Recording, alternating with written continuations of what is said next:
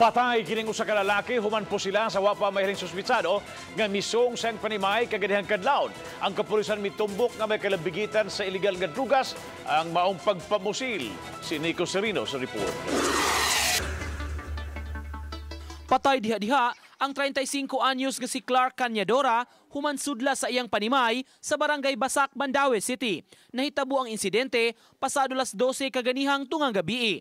Natulog ang biktima sulod sa iyang kwarto dihang giingong kalit nga miabot ang duha ka mga tawo nga nagsulob og helmet o gitindakan ang pultahan. Giwakli ang iyang kapuyo ug human makumpirmar ang iyang pangan, gipusil siya sa makadaghang higayon.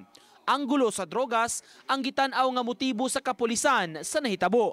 Matod ni Senior Superintendent Julian Entoma, nalakip sa watchlist ug high value target si Cañadora nga giingong sakop sa usa ka grupo. Sa Station 3 siya, ilang gi-consider ni siya station high value target tungod kay sige lang lagi gihapon.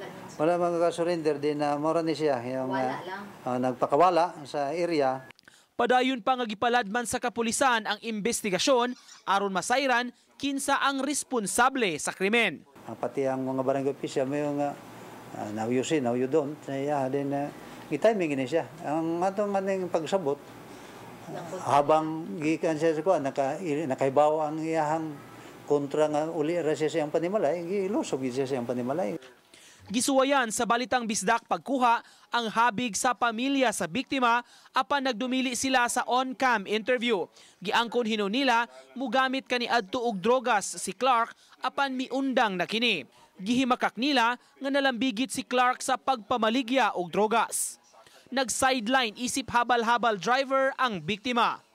Uban ni Clans Gabutin, Nico Sereno, Balitang Bisdak.